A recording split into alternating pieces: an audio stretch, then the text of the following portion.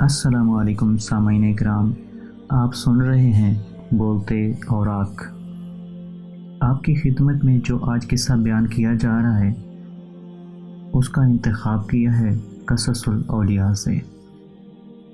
حضرت مولانا احمد علی لاہوری رحمۃ اللہ علیہ کا تعلق ایک سکھ گھرانے سے تھا۔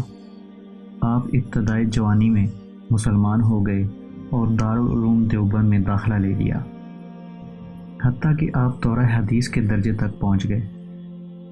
حضرت لاہوری رحمۃ اللہ علیہ اپنے نکاح کا واقعہ خود سنایا کرتے تھے کہ جب میرے سسر کو ان کے گھر والوں نے کہا کہ اب ہماری لڑکی جوان ہے، اس لیے مناسب رشتہ تلاش کر کے نکاح کر دینا چاہیے، تو وہ پنجاب کے مدارس کے دورے پر نکلے تاکہ انہیں اپنی بچی کے لیے کوئی عالم فاضل نوجوان مل سکے۔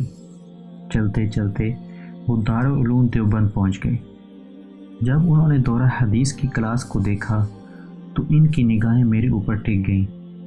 شیخ الہند حضرت مولانا محمود حسن رحمۃ اللہ علیہ نے بتایا کہ یہ سکھ گھرانے سے تعلق رکھتا ہے اور مسلمان ہو کر ہمارے پاس علم حاصل کر رہا ہے۔ انہوں نے پوچھا، کیا یہ شادی شدہ ہے؟ شیخ الہند رحمۃ اللہ علیہ نے فرمایا، نہیں۔ پھر مجھ سے پوچھا، کیا تم شادی کرنے کے لیے تیار ہو؟ میں نے عرض کیا، حضرت میں مسلمان ہوں اور میرا سارا خاندان کافر ہے، اب مجھ اکیلے کو کون اپنی بیٹی دے گا؟ انہوں نے فرمایا کہ اگر کوئی اپنی بیٹی آپ کو دے تو آپ کی کیا رائے ہے؟ میں نے کہا، حضرت میں اس سنت کو ضرور ادا کروں گا۔ چنانچہ میرے سسر صاحب نے فرمایا کہ کل عصر کے بعد نکاح ہوگا۔ اس کے بعد میں اپنے دوستوں کے پاس آیا اور انہیں بتایا کہ کل میرا نکاح ہے۔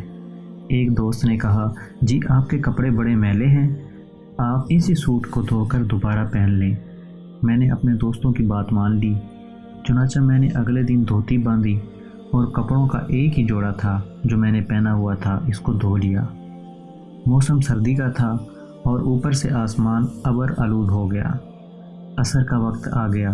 میں نے مسجد کے ایک طرف کپڑے ہوا میں لہرانے شروع کر دیے اور ساتھ ہی دعائیں بھی مانگنی شروع کر دیں کہ اے اللہ ان کپڑوں کو خشک فرما دے، جبکہ موسم کی خرابی کی وجہ سے کپڑے خشک ہونے پر نہیں آ رہے تھے، حتیٰ کہ عصر کی اذان ہو گئی۔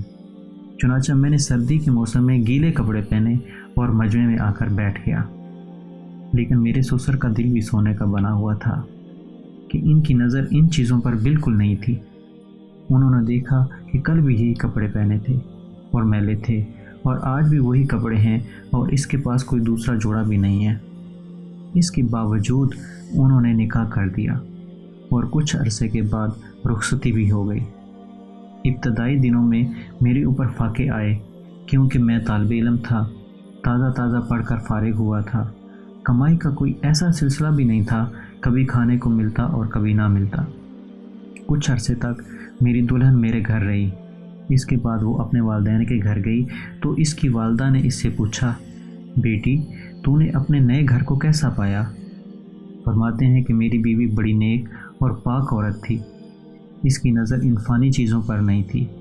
چنانچہ اس نے اپنی والدہ سے کہا، اماں میں تو سمجھتی تھی کہ مر کر جنت میں جائیں گے، لیکن میں تو زندگی میں جنت میں پہنچ گئی۔